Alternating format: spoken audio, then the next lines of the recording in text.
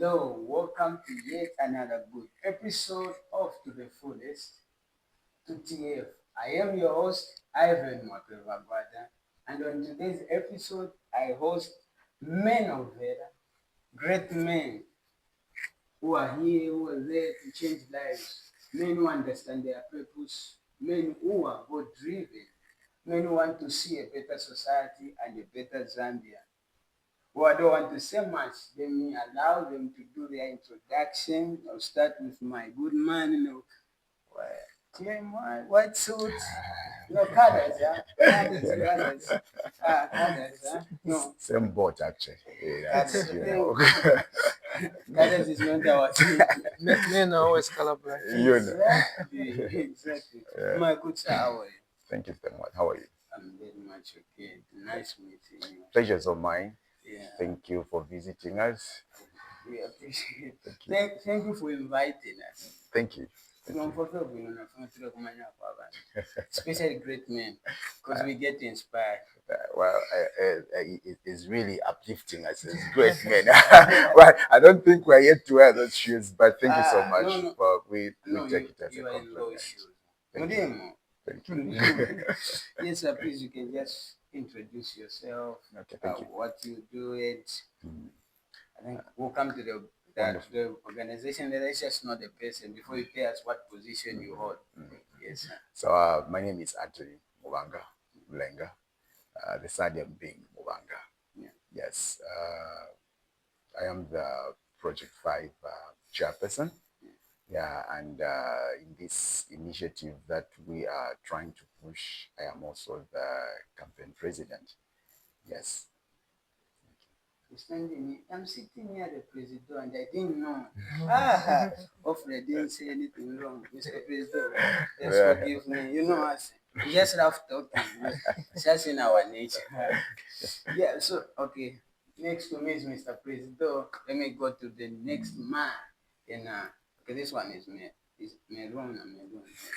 Okay, one of the two. At least brighter colors we have. Yeah, exactly. Yes, Okay. sir. How are you? I'm all right. How are you? I'm good. Nice Awesome. to meet you. It's a pleasure meeting you also. Yeah. So my name is 𝐏𝐫𝐸𝐞𝐜, and I'm a co-founder of 𝐂𝐜𝐿 and the project director of this project that we are about to talk about today. Yes, under Project 5 Multi-Purpose Cooperative. And this is our president for the campaign. You've heard for yourselves already. Yeah. It's a pleasure to be here, to be on your podcast. We really appreciate you sparing time to be with us today. Pleasure is ours. Thank you. Yeah. So in today's episode, we're talking about Project 5 Multi-Purpose Cooperative. So under the Project 5 Multi-Purpose Cooperative, we are saying my former school, my responsibility. So as a person, we all have where we're coming from. We all have our story. You don't just become, something must have built you. So in your career right now, you may be a lecturer, you may be a doc. There's a school where you started from. But ask yourself, since you left that school, have you even visited it? Do you know what's going on? What's the situation of your school? This is what the Project 5 focus on. And that is what we are going to discuss today. And a lot of things coming up under the Project 5. So I'll start with the president, who I'll allow you to introduce the Project 5, just give us an overview what it is all about. Then I'll come to Mr. Man, then we'll share with us what's going on, then we'll go on like that. Perfect. Thank you. So, like what you've just explained, basically, first of all, as Project 5, we're a multi-purpose cooperative, and what we've been trying to do, most likely, we've been trying to focus on the entrepreneurship side. We targeted, we started with the students. We have an association for the students called the University Graduation Startup Association. So basically there, we interact with the students, and most of the things that we talk about, or most of the things that we do, is try, first of all, just to promote the entrepreneurship side of things. To dive straight into it, basically, the campaign is dubbed My Former School, my responsibility, just like the brief background you've just stated. We're simply trying to activate those alumni that are dormant, and also reinforce those that are already active. So you see, when you look at our secondary schools, they are at their best 10 years after their establishment, 10 years after their official opening, in terms of infrastructures, how the environment is looking inside, in terms of the equipment and everything. And just in terms of when you look at in general, when an asset is being used, in most cases, you find that the first 10 years, it's at its best, especially the fixed assets. Um, in the area of service, like our secondary schools, you find that we hold the best infrastructures in terms of our secondary schools.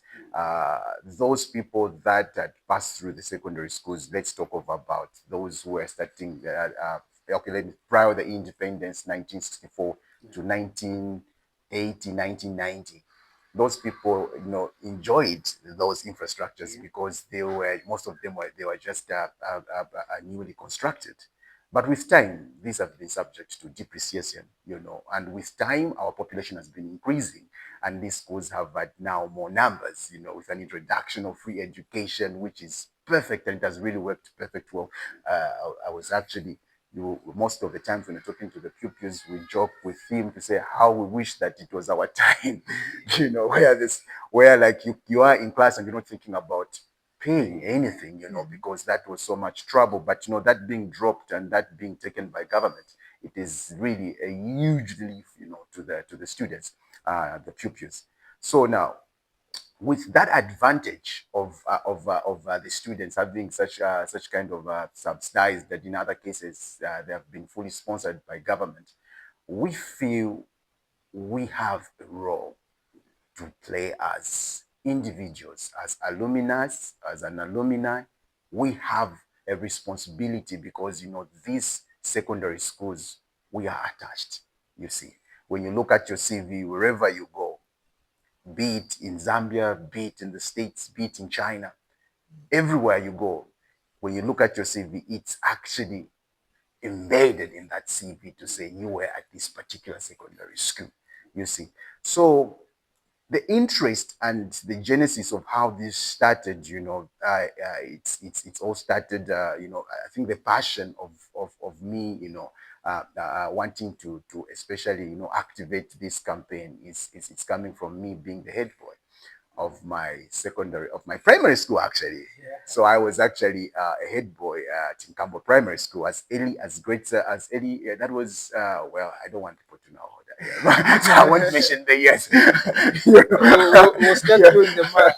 Yeah, As that's soon as you mention, we'll start doing the so in math. grade 7, I was actually the school head boy, and then I was also a board representative. And you can imagine that time, like every time we could have a board meeting, we actually used to get paid, that is like in 𝐏𝐫𝐴 Primary School in Nwansha, Patamato. And yeah, I remember our matron was Mr. Michelo, I know he was, very, very good man, and he still lives up to now. Yeah. So it did not just end there, but again, at secondary school, again, I was a head boy, which is 𝐾𝐫𝐴 Secondary School, which is still in Nwansha. So you see, there's this sort of responsibility that started quite early. And you see, I looked at, as a student, the things that I could do, to help these students become a better version of themselves. You see, I saw this continuing even at secondary schools, So after 5, 6, 7 years after leaving those schools, the passion and the fire is still burning to say, how can I go back and help my former schools, So it's not just my secondary school, but even my primary school. But then, as we were trying to find the best way, which is basically the job of an alumni, we realized, look, it's not just actually my school that may need our help. It's actually almost all the secondary schools, So we looked at it, and we started to do our investigations, try to see and talk to some of the main secondary schools that we can actually pick, starting from 𝐏𝐫𝐨𝐽𝐥𝐚, Lusaka, and then the Copper Belt.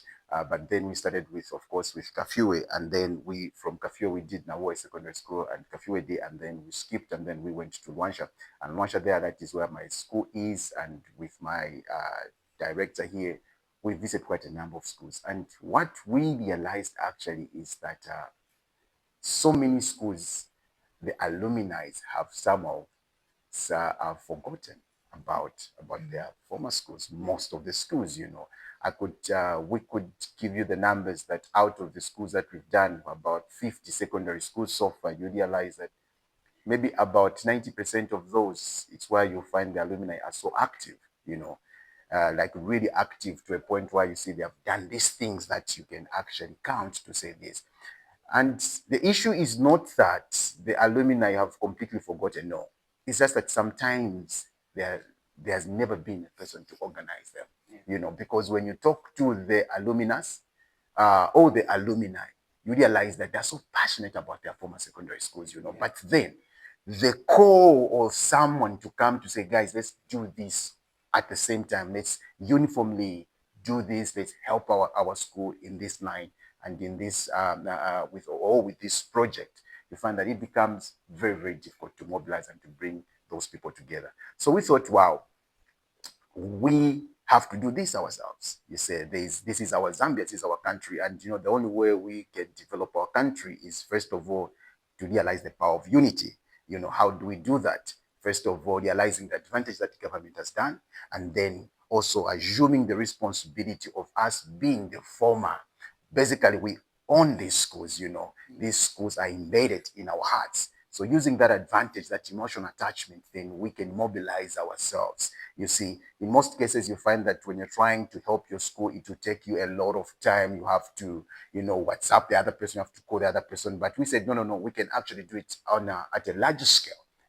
Where an alumni who is in Lusaka, who is in Copper Belt, who is in Western Province, Southern Province, Central Province, Northern Province, where abroad, we can call them all at once at the same time and do one thing systematically. But then, not only that, in form of a challenge.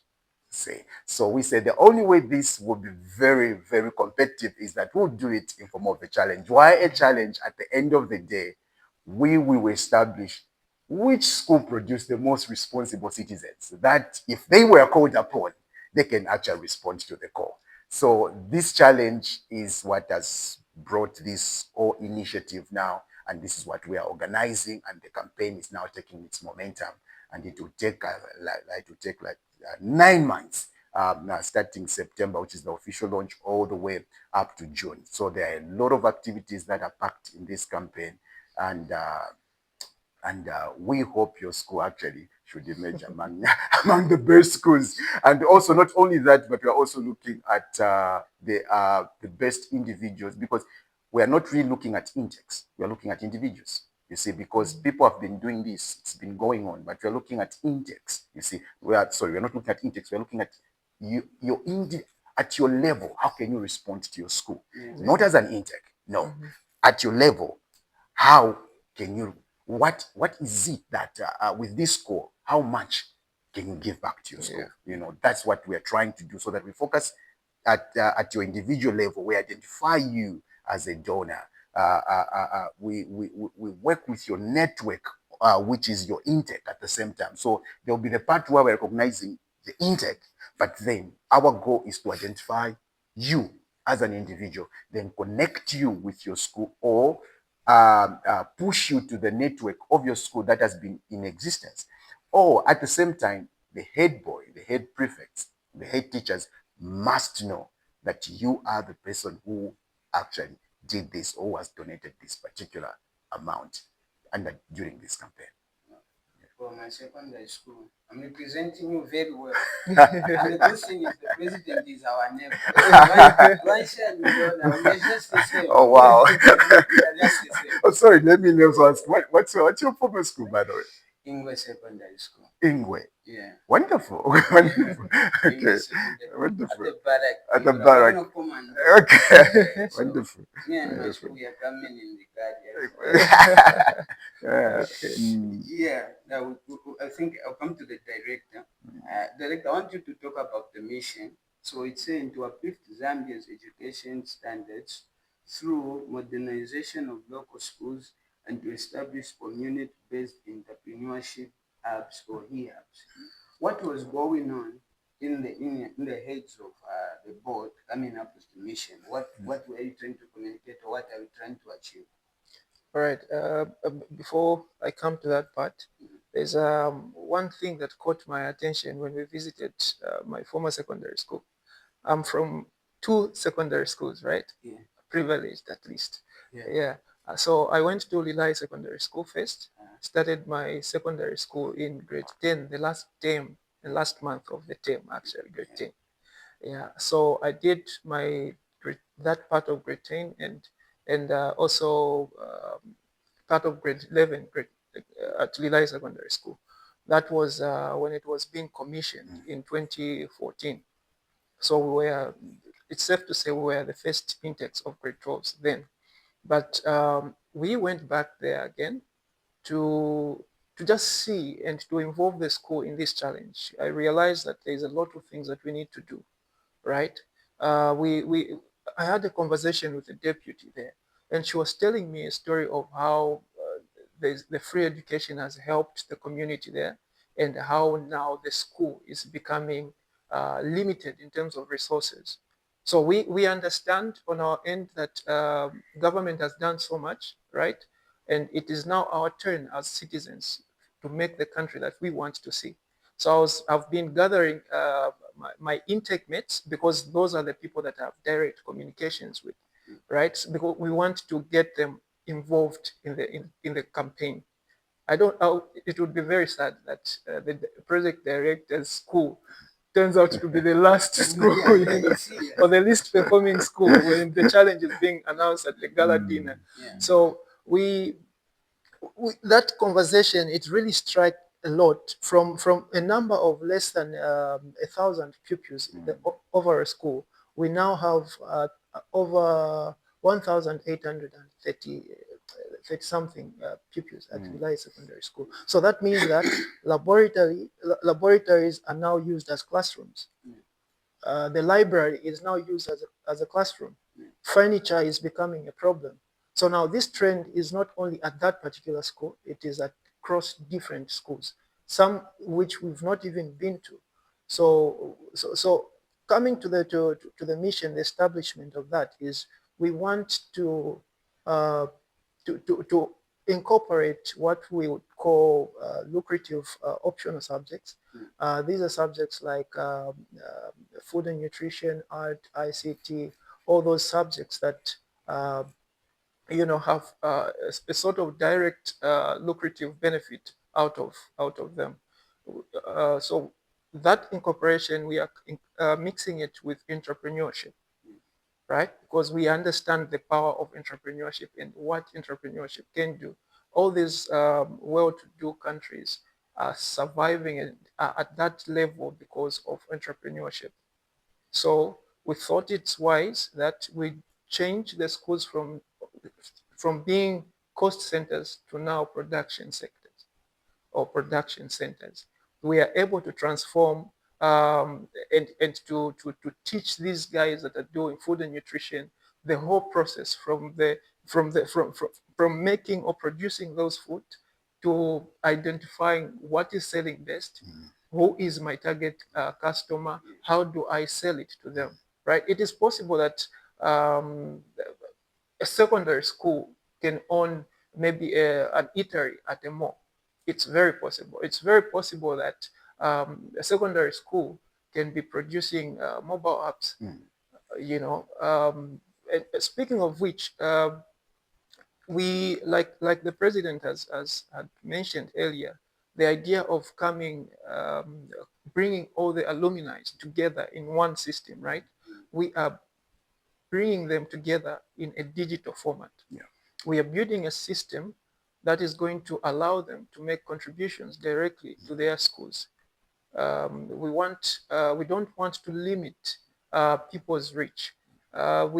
I had the privilege to talk to some guy in these networking events that we often attend. He was telling me to say he drives from Eastern Province to Hillcrest. Hillcrest is in Livingstone. So he has to come all the way from Eastern Province. He reaches Lusaka, then he goes to Southern Province for the school's reunion.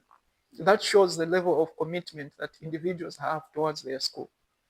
So we believe that that on its own, if it is well coordinated, well managed, we are able to change the schools, the appearances of the schools. We modernize our secondary schools because it is from modernization that comes in the challenge to the universities and colleges to uplift their standards also. I wouldn't want to come from a very modernized secondary school and go to a college or a universities whose standards are not beating my secondary school. So it is just trying we are just trying to create a sense of modernization and an advanced level of education, so to say. Yeah. In addition to that, you see, the duty and the responsibility to modernize the schools actually are, are perfect designed, or let's say the experts in this field are actually the corporate guys. Or not me, if I was to bring it down, I would say the alumni. You know why? Because government is not in the business of beautifying secondary schools. You see, part of the reason why, for example, and this campaign is not just to public schools. We are also we are also incorporating private schools, because they too are also under Ministry of Education. They too they have produced a lot of individuals that have actually been forgotten about, because they all know our school is okay. You know, I won't mention the school, but there's a school that I know. It's a private school where an alumni is actually putting up a very serious infrastructure. You know, from what the information we got, like a very, very serious infrastructure, like single-handed. You know, we've gone through certain secondary schools where the alumni have done beautiful things. You see, and because like we are summarizing this event with awards at individual level, at intake level, and also at the secondary level, targeting the alumni of that particular secondary school. We are looking at what they have been doing. First of all, we are not taking away the glory that the alumni have been doing before this campaign. We are recognizing, because going through secondary schools, the secondary schools that we've passed, before this date, we have seen some alumni that have really, really been investing in their former schools. And that is good, and we are encouraging that. And to that, we are simply just reinforcing now. For example, if that group was 1,000, our target is that each school at least should be able to have at least 12,000 at the end of this campaign. We should be able to find at least 12,000 alumni for a particular secondary school. Now, if you do your math and your numbers, if we've got 12,000 alumni that have assembled or that are informed that there is a donation that we are making to celebrate our school, all you just need is a minimum donation of 100 kwacha each. You would raise so much money that would actually push to cure certain deficiencies that these schools are having. You know, my point, which I would go back to again, I was saying government is not in the business of trying. Imagine you are telling the president to come and start cleaning the toilets of the secondary school. Imagine telling the president to come and clean the corridors, to start slashing, to do landscaping. You know, do landscaping. You understand? You know, there are these basic things that really are not are very, very crucial and very important for the child development, because they change the environment. But government cannot manage to do that, because why? The people that are responsible are basically a combination of the head teachers, the teachers, the pupils, and moreover the funders, who are the alumni. When we identify the alumni, our goal is to try to create that real sense of responsibility, not just reminding the alumni, but also reminding the students. You see, so what we've been doing, first of all, even before we call this alumni, we've been actually going to we've been getting a permission from Ministry of Education, and then visit these secondary schools that we are targeting. You see, we are telling them that your alumni are about to come. Your alumni are about to donate money to your secondary schools. But we are getting the head prefects, and reminding them the responsibility that falls on them, that will reinforce and encourage the alumni to donate. Because this campaign won't just end in 2025. Actually, this campaign is 2025, 2026. So basically, we'll have another 2026, 2027, 2027, 2028 campaign. So that for the next 5 years, we want the alumni to constantly donate, activate, adopt, and sponsor. So our goal is to make sure, like what project director was saying, that there's the entrepreneurship aspect that we're trying to activate in the long run, okay? With an advantage of what government has done, which is beautiful, the new syllabus. The new syllabus supports this campaign that we're doing because, it's more practical than theory. But then when you look at the way the syllabus has been cultured, it's in a way that these schools, they need to be restocked. They need to be equipped with the apparatus, you see. So many apparatus are needed. But if you are being realistic, how many secondary schools do we have in our country? Government has been building and building secondary schools, so we've got quite a number of them. And if government, for example, let's say they were able to, for example, talk about IT. If government was able to restock all the schools at once and they bought them computers, each school on average, especially the main secondary schools, they have about 1,500 students. So you are talking about, if we were to properly reach the level that is needed in terms of a pupil having access to the proper training of IT, they need to have their own personal computer, you see. Now, how will government manage to buy 1,500 computers multiplied by the number of secondary schools with the demand that we have? With so many, we have to be real. You see, we have to be real. With so much demand that is happening, there are a lot of things that we need to do as a country. So much, even if they were to do that, let's bring in depreciation. These are students. So you buy them today, computers worth 1.5 million, now 1,500, for example, computers. Just give them 6 months. You'll find that there are only maybe about 500 computers that have remained, because most of these have been spoiled, most of these have been damaged, vandalism. Yeah, I think based on that same one, President, and what the director said, I have a question. First and foremost, I want to confess, I didn't love the point the President talked about. Me being the person who did food and nutrition and law management from grade 8 until grade 12, I felt I really learned a lot of things, but after school, I don't know where to apply that knowledge, because I was not shown. And I'm proud of my school because my school itself produces buns every day, which days of that. Okay. My school every day, and unless they've stopped, every week we used to produce a can of tomatoes. That's very good. Cabbage, and we used to cook. The tuck shop was always filled with food, and it was our class that was doing that. And the school was selling. So I love this point where now, if we as students or pupils have been trained like that, I love why I said now you're coming up with this now to help me know if I leave school, how do I apply that knowledge? Because I remember going to college, then I felt all my options were useless. Because when I reached, I found drawing something I never did. And then my friends already did drawing because they were in good ways. So for them, it had an advantage. Then it's me who did FN, food and nutrition, the whole secondary school. And no one told me, I think what we've done, the best way is go this way.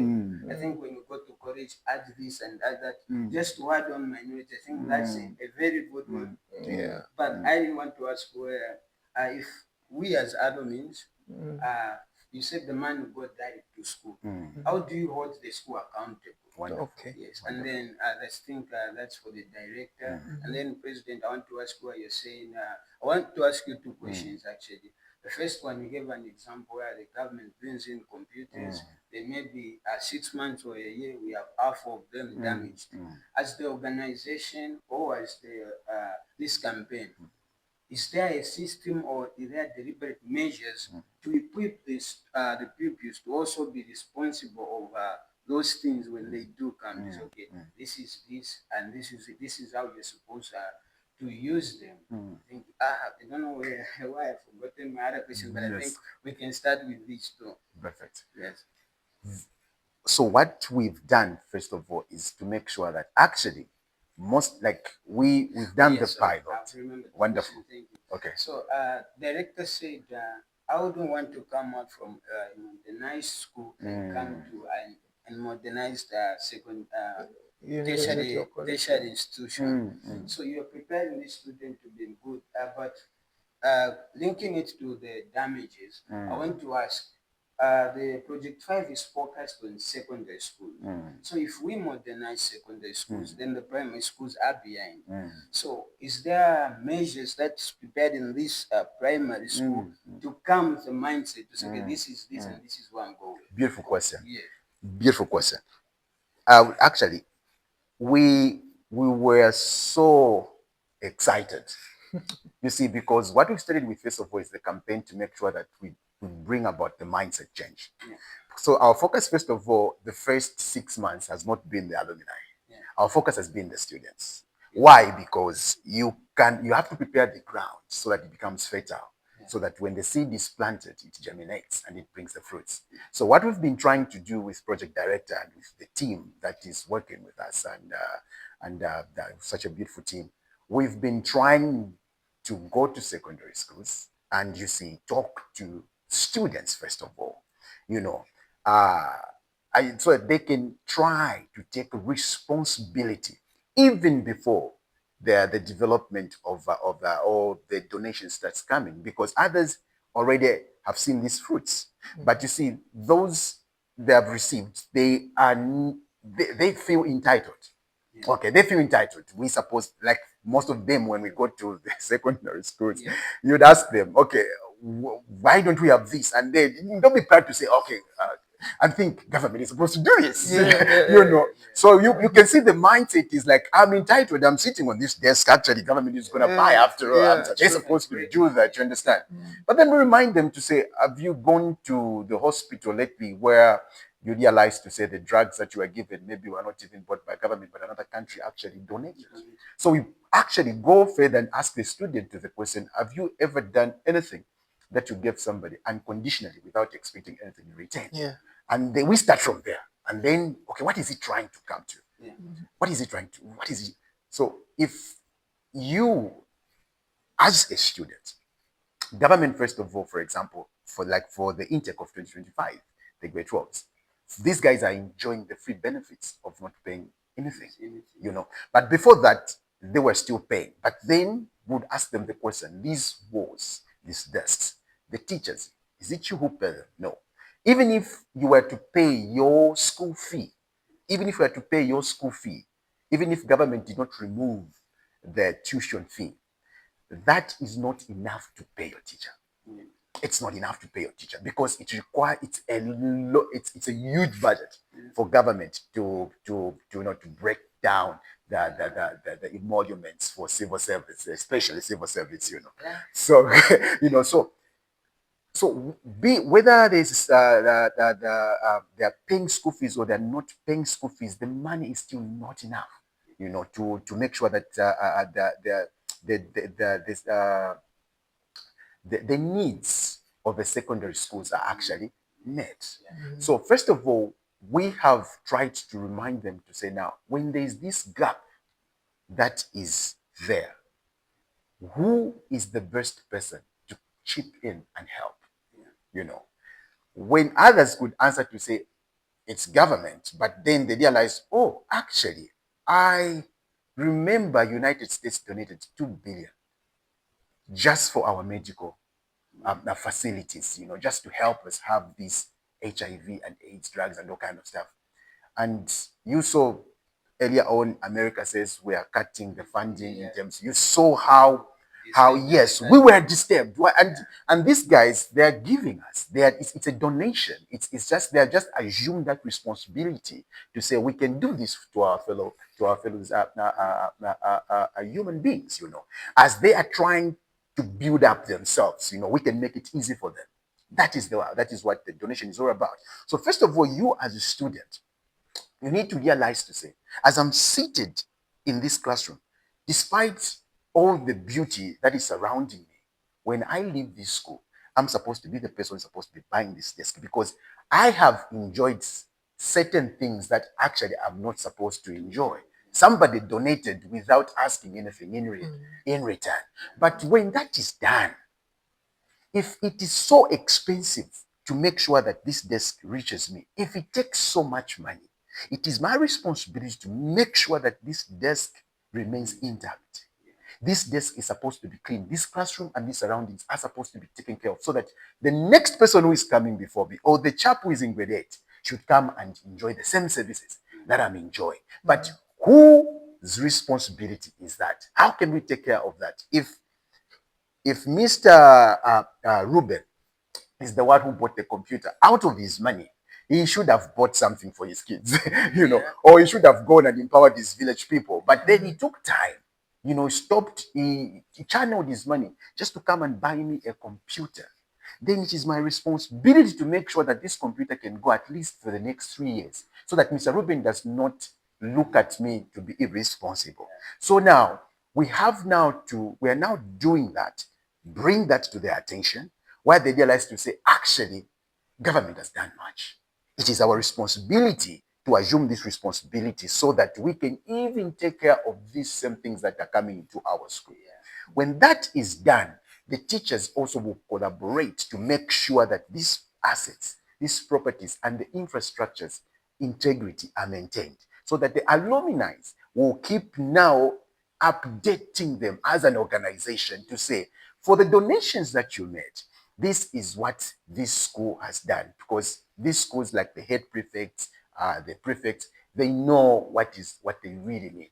We've spoken to them, their teachers, their head teachers, they know what they really need or what is missing in terms of where the alumni can come in. There is a part where government is supposed to take care of that business. But then there's a part which the alumni can actually assume the responsibility. So when that is done, the next stage now, we go back to the alumni and also identify those people that have the passion to say, I can be part. Also, as much as I've donated to my former school, I also want to participate in terms of mindset change. I want to be there when you're doing facilitations, where you are talking to students about mindset change, because we are creating a corridor between the secondary schools and the alumni. The alumni are also the corporate sector. You see, some of them are CEOs. Some of them are holding a lot of alumni in their institutions. So we are trying also now to reach to the CEO to say, we want you to push those people that are serving you. Tell them to look back to their former secondary, to their former schools, to say, I will participate in this campaign and make sure that my name is written. Because once you donate, whether 2 billion are going to donate, every person that is donating to their former school will issue a certificate of participation. That certificate of participation will be known by the head boy of the school and the head girl. Or if it's a girls' school, by the head prefect starting with the head girl, then the head teacher. So those who take accountability, and they will know to say, look, Mr. Ruben has donated this much, and this is the participation certificate. But then there are those who just want to be anonymous. I want to give this much to my former school, but then I want to remain anonymous. We'll respect that privacy. But eventually, we'll have an aggregate of how much has come or how much the alumni of a certain secondary school have donated during this campaign through direct donations, the platforms that our project director will talk about, and also just through activities that we that are lined up, to boost up the coming of together of alumni from various secondary schools. I don't know if I've answered the first question. I don't know, because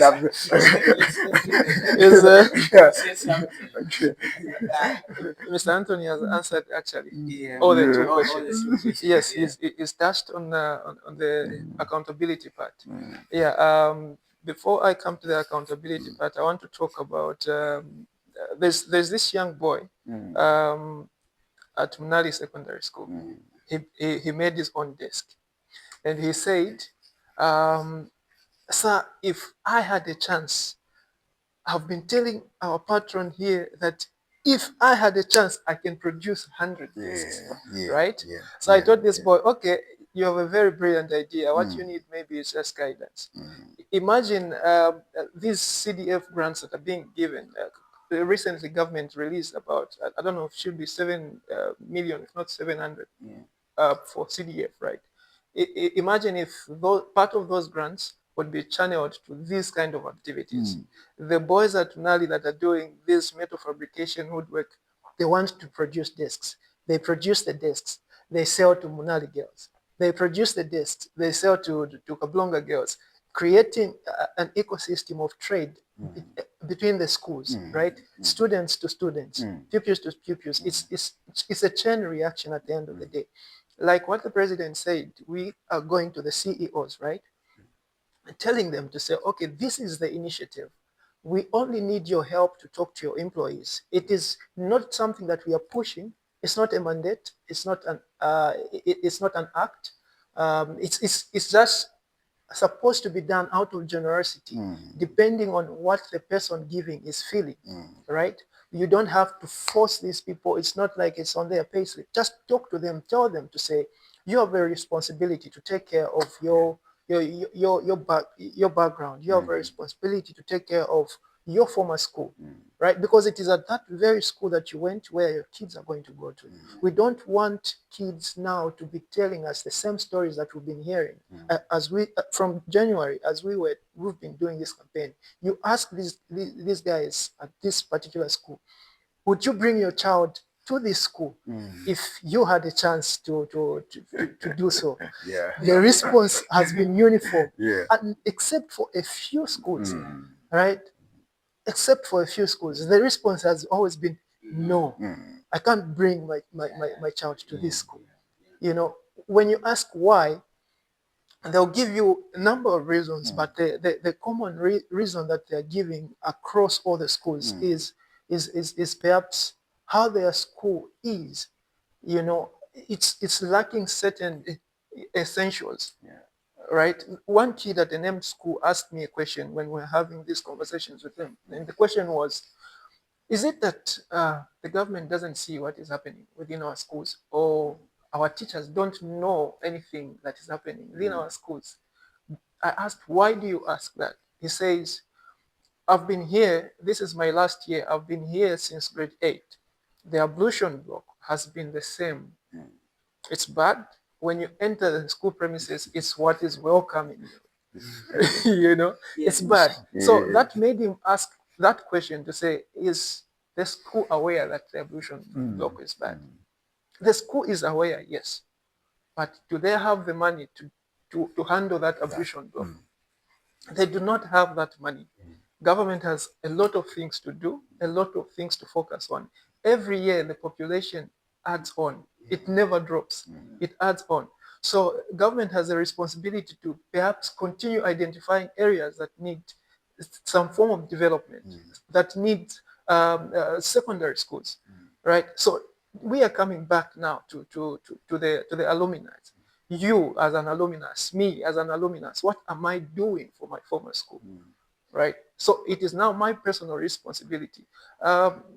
These countries that we are seeing around and admiring, they are succeeding because they understand the power of collaboration. Signage, yes. They understand what that power can do for their country. I'll give you an example of Vietnam, for example, or Korea. These are countries that were almost to nothing in the early 60s. Yeah. They were to nothing. Yeah. Where if it's Vietnam, it was war. You hear Vietnam, you're thinking of, oh, okay, war, right? But now those countries are being developed and they are going, at a faster rate than us. Look at Burkina Faso. Burkina Faso will be looking at them just like that and talking about them. But in the next few years, they'll be at that level. Why? Because he is bringing a certain uplift in terms of mindset.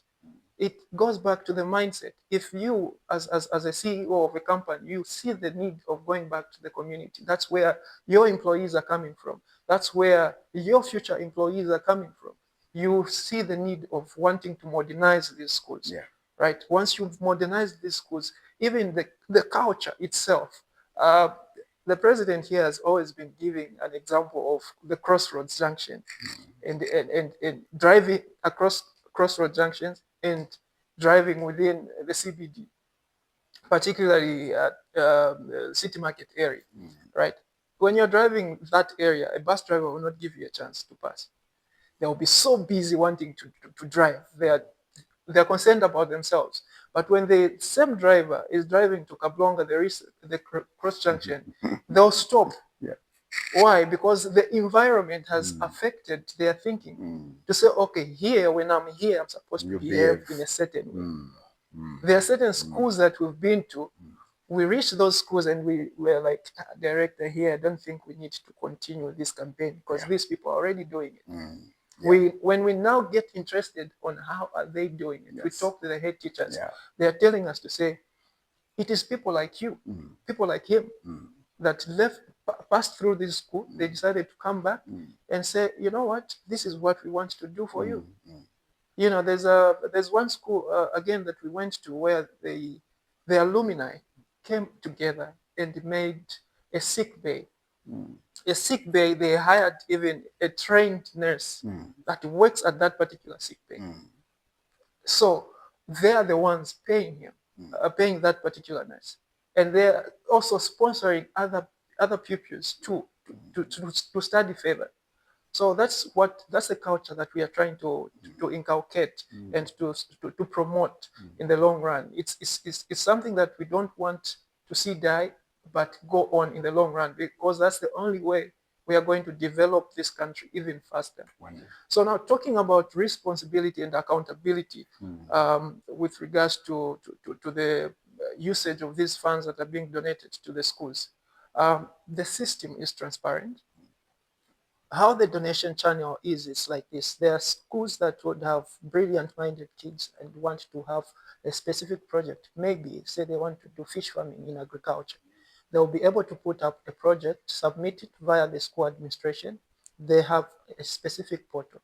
They'll submit that project, its amount and all those things, right? The accounts that are going to be receiving these donations, project donations and direct school donations, are going to be managed by the schools in collaboration with an association, alumni association chairperson, with guidance from us. So it's a channel of responsibility that we are creating. We don't want the monies to go just directly and they're sitting in the school's account. We want to be able to know where every penny is going, because at the end of the day, we are supposed to report back to you that donated the money to say, this is what your money did.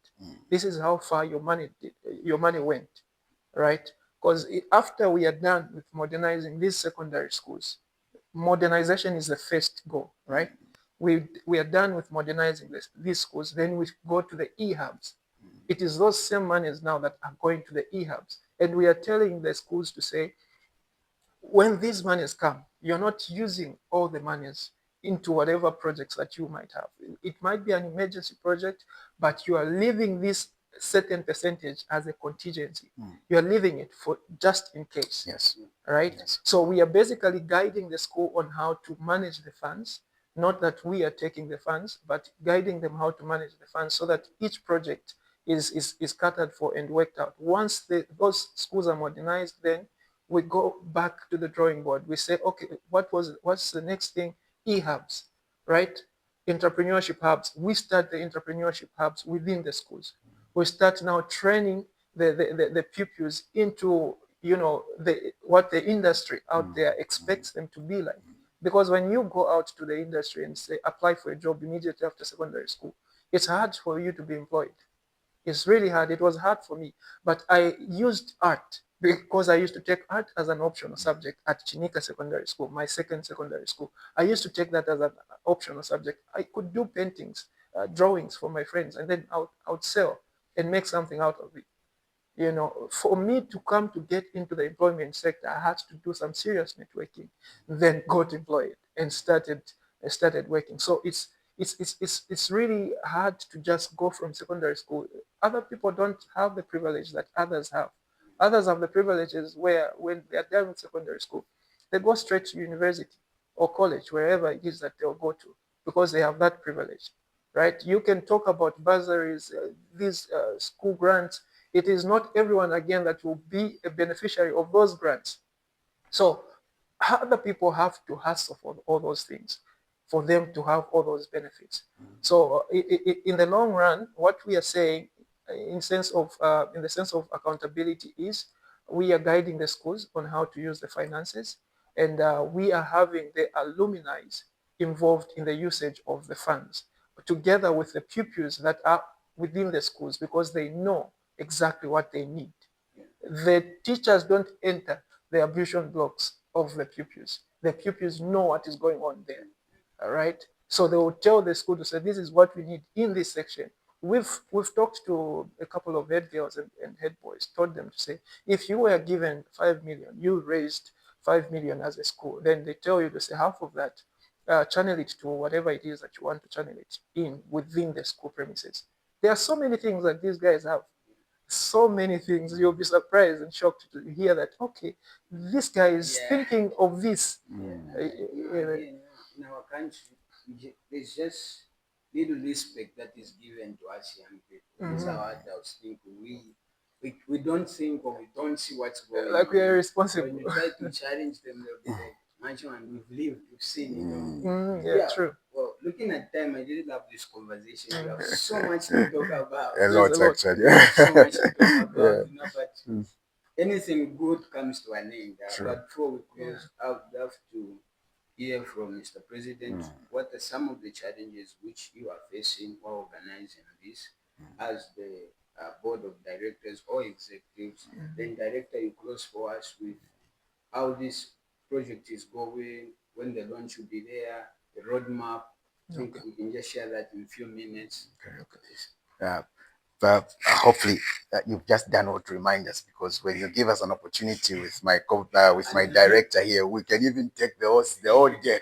You know, you find that in most times when we're having this discussion, it's really so close to our heart, and we have realized one thing: there is no one to develop Zambia except we, the Zambians. A country can only develop if the people that the citizens, its citizens unite. We need to harness the power of signage. You know, we talk about so much about signage and the power of it, but we haven't really maximized it or harnessed the power of signage in our country. And we are trying to say, look, in Zambia, there are two things that unite people: football and alcohol. These two things will unite the Zambians. But then we are saying, if these are the two things that unite Zambians, then let's also add another one, the alumni power. You know, there's so much power when the alumni unite. You see, because through this, there is now a long-term benefit that will start, that will reflect back, or that will benefit the alumni themselves. Because, for example, we talked about entrepreneurship. And so since we've not discussed into details, the program is so robust, you know, we've just maybe talked about a quarter of it right now.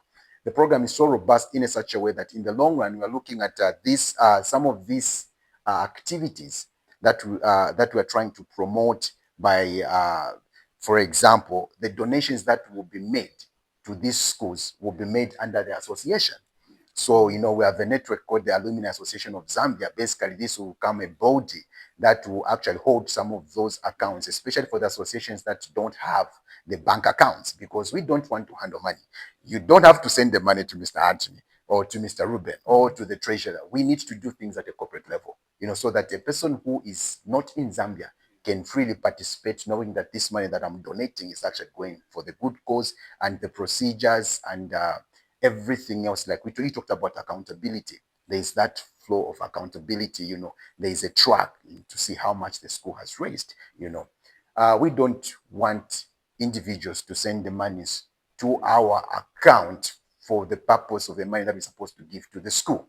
There are those monies that are coming in for the mobilization, like you've said, for the challenges. We've got challenges, as you know, from January to date, we have just been using our personal funds. Definitely, we've just been digging to put our resources together. What we have, we've done about 40 secondary schools, 𝐏𝐫𝐶𝐣𝐞𝐜, tell us a school that we have not visited in Lusaka. We'll be shocked if we have not visited it. The Copper Belt. We've done 𝐏𝐫𝐶𝐣𝐞𝐜, Ndola, Chingola, Luansha. We were about to visit Chilabombo and Mufulira, but then we had an emergency in Lusaka. We had to drive back to Lusaka to finish up the campaign and prepare for the launch that is coming. That the director will talk about. This campaign, it is first of its kind, because what we are creating, it's something that has never been done before. It's first of its kind, and therefore we are calling anyone, that would want, just not just to help their school, but also to help this campaign message, for us to reach various secondary schools. Because imagine we've just done Lusaka and the Copper Belt, but then we've got these other 8 provinces that are remaining. You see, so after the launch, our plan is to make sure that as the alumni are donating to these schools, we have to go to the ground and inform the pupils, and they should be part of it, because them too, actually, they are the next alumni. Them too, they are the next alumni. So that has to get to their mind to say, this has to continue. The next 2, 3, 5 years, I'm the guy who is building the school for my country. So actually, them were trying to say, for you, you are doing it at a great. I would give an example of the Gospel Envoys Church. They built a school. I've just forgotten the area. They literally just built a school on behalf of government and gave it and handed it over to government. And I think that's what we need to see. One alumni, just one alumni, they are capable of donating to one school. You don't even need 15,000 alumni to come together. Sometimes you just need one alumni and, donate to one school, and then everything that is needed has been taken care of. The last part that I really want to make an emphasis is that, you see, a child or a student, they learn the best, they get the best of their knowledge, the best of their skills between grade 1 and grade 12. You actually said that statement. You say you realize when you're at secondary, actually, you got more skills than you actually attained after you finished your secondary school. Why is it so? Because the longest period where you spend your time studying or being taught is between grade 1 and grade 12, the first 12 years of your life. So that's where skills are supposed to be built. In short, what we're trying to say is that secondary schools are supposed to be focusing on building what? Skills. Whilst the higher, which is the universities and the college, should focus on perfecting the skills. As it is opposite. Why? Because universities are being given a lot of work, which is to develop, perfect, and send. You can't do that within 4 years.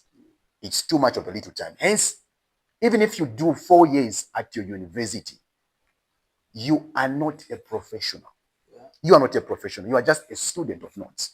If you want to prove that concept, then look at an application or look at an advert for employment. You'll see that, yes, they'll tell you that you need 5 years experience or 4 years experience. What are they trying to say? They're just telling to say, you are not yet a professional. You are not skilled yet. We have to absorb you and again remake you. Basically, they have to do what the secondary school was supposed to do, what the primary school was supposed to do. And now this reminds me, sorry again. You talked about you being skillful, but then you went into something else, you see. Like what we are doing with the campaign of mindset change and talking to the students and everything, the Luansha boys, head boy and deputy head boy, they took it up upon themselves and they visited their former primary school. You see, they just showed us to say, we've actually done this. But then they went further even to buy pens and ball pens to say, under the spirit of the Project 5, my former school, my responsibility, we felt the need also to go to our primary schools. Now, these are kids. These are grade 12s, within a month of them, us visiting their schools and explaining to them the importance of why we should assume this responsibility. When it starts gripping, when it starts setting into their minds, because we are promoting modernization of the secondary school, but on the larger side, we are reminding Zambians about social corporate responsibility, which is the key, which is the end game, because social corporate responsibility is now what develops countries. You see, but without social corporate responsibilities, for example, what you are doing is for the good cause. You would need more equipment. People are supposed to look at you to say they have the potential. These guys, if they are properly given the studios, they will do so much. You see, but it can only happen for people that are that have developed a habit of easily uplifting such kind of talent. And that's what we're trying to say. So when we are done with the secondary schools, actually, we are pushing it further. We want to make sure that even the part of the awards, we want to see companies that are going to respond, because a company will be given opportunity to adopt. You see, the activities that we have aligned up, I'll touch a bit. We are organizing a marathon. That will be, I think that the director won't go so much into details until we confirm with her, because this marathon has a 𝐏𝐫𝐨𝐞𝐿 attached to it. So first of all, we want to confirm with the people that are going to host at the line of finishing. So when we want to make sure that the CEOs are actually awarded for adopting secondary schools, the amounts that they're going to give.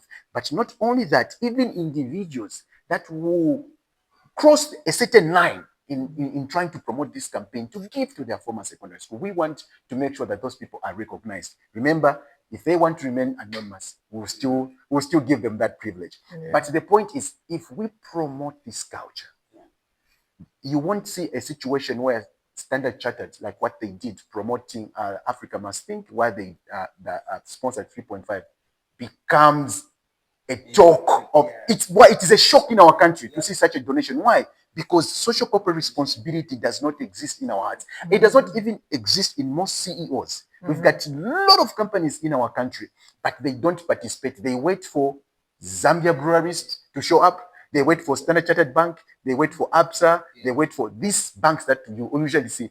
Or Mr. or Roger Siatwambo. So if you don't see these people, if these people have not responded, then you know that your event, nobody will respond. Why? Because it's starting from there. It's starting from grade 1. The social, the responsibility part of it is not in us. So as a result, it becomes very difficult, and it becomes almost a miracle if a company buys into you or sponsors you. Sometimes it's not that the youths don't have the perfect projects. No. It's not about that. Sometimes it's not that they have not proved themselves that they can actually be invested. Sometimes it's just that the hearts are too crossed. There is no that responsibility from these people that at least they have crossed certain lines. You see, because at every level, even if you are struggling or suffering, you can still give.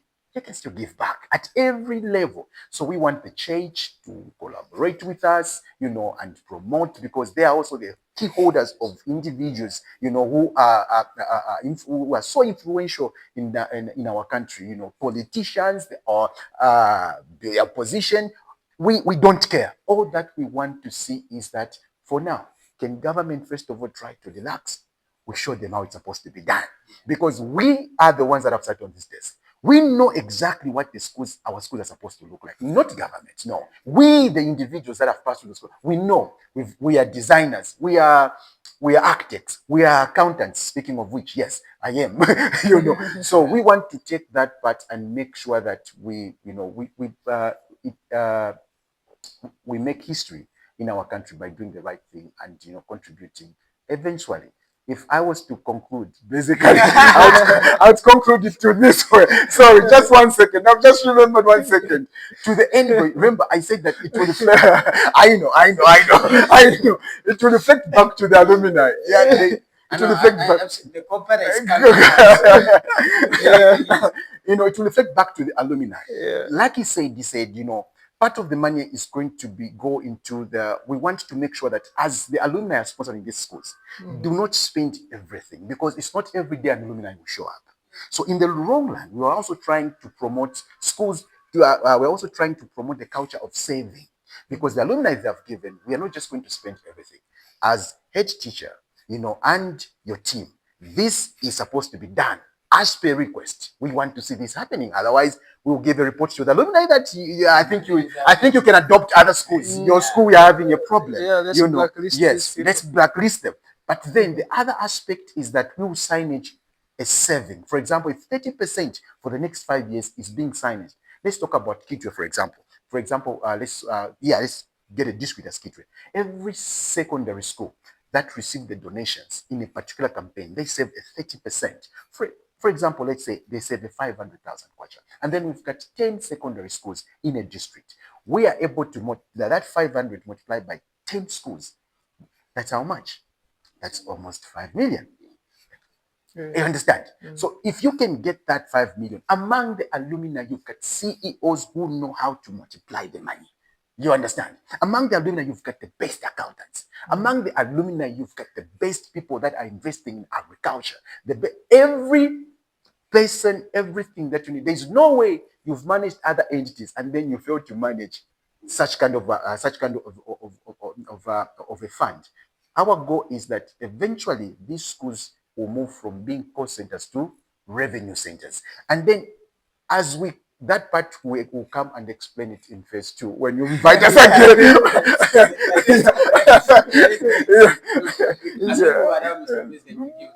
I think we can just talk about the launch, what's happening, and how people can reach you, those who want to be part of that. All right. Okay. Thank you so much.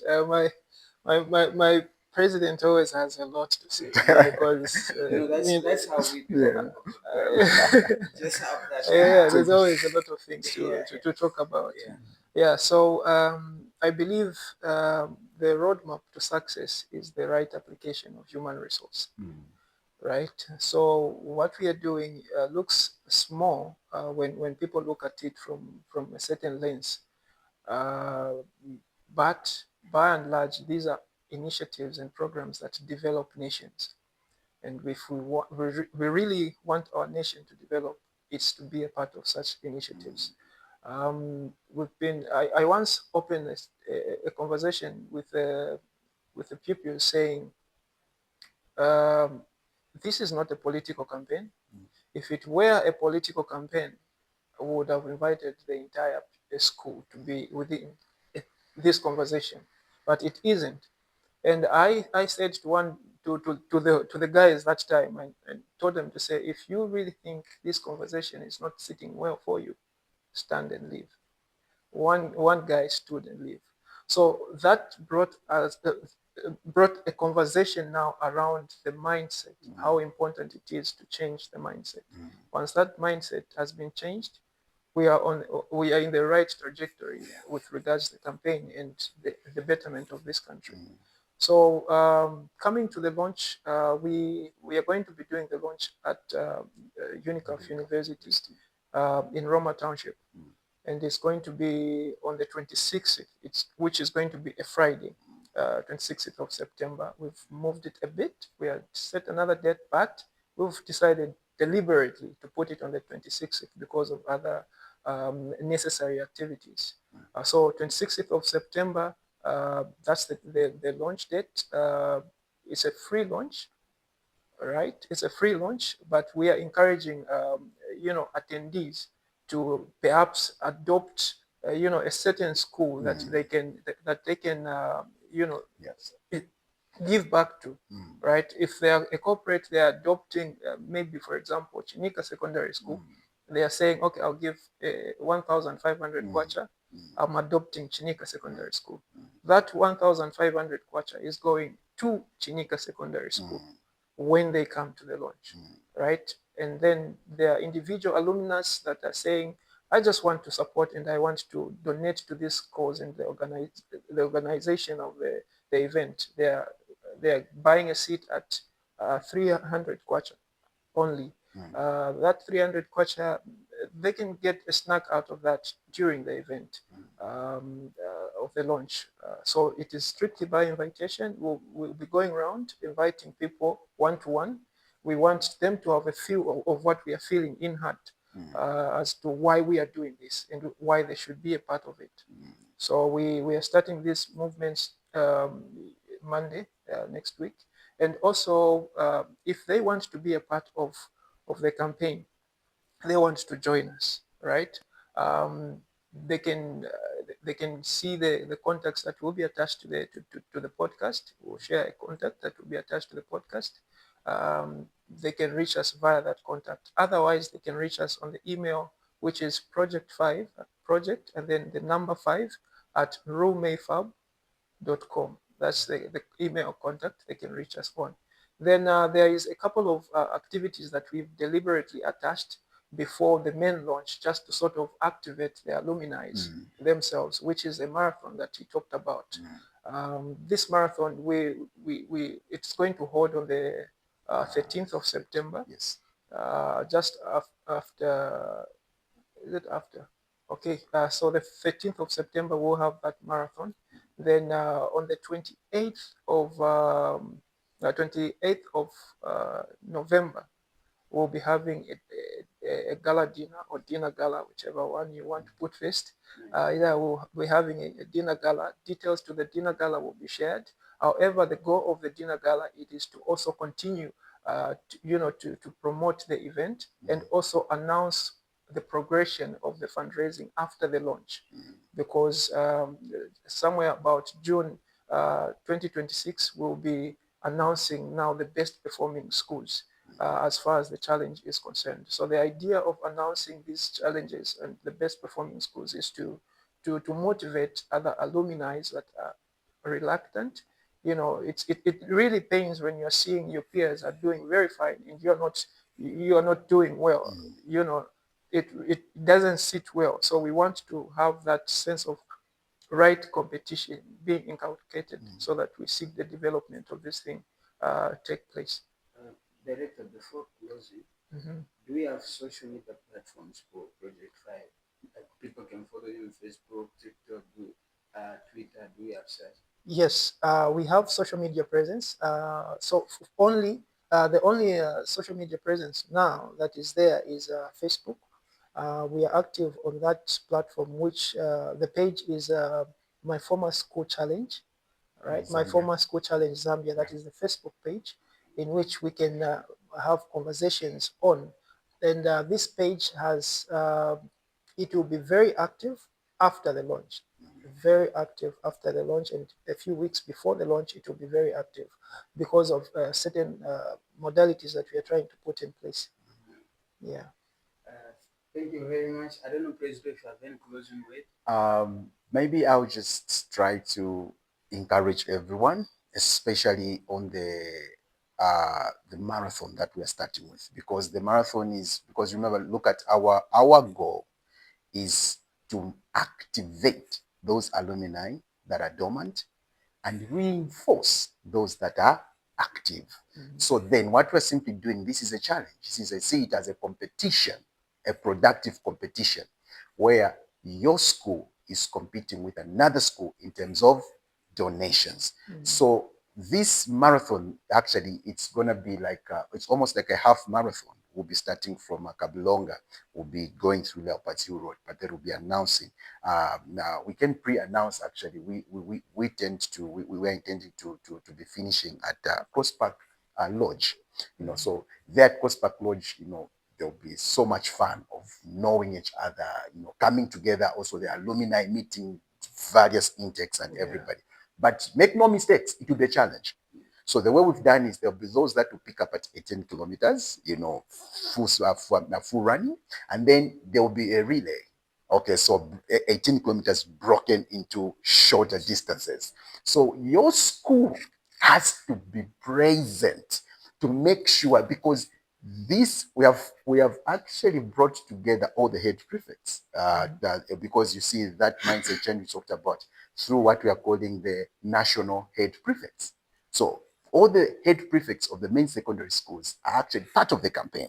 They are also aware of what is happening. They know who has come, who has now done what. We are able to informing them so that we can also at the same time. So what we are simply doing is that if your school, for example, if your school, there are schools that we have visited and we'll post them, we'll be posting them on the invitation letters. And if you see that your school is not there, you as an alumni, you are able to contact us to say, I want my school to be part, because we want also you to activate our alumni or reinforce. Then we'll send an invitation letter to the chairperson of the alumni network to say, we've brought good news, we're reinforcing what you are doing. But specifically for this campaign, these are the terms and the conditions of what we are doing, but basically promoting and reinforcing what those that has been happening. So we are starting with a marathon, and people should really, really show up for their secondary schools, because it will be fun. There will be people supporting along the road, you know.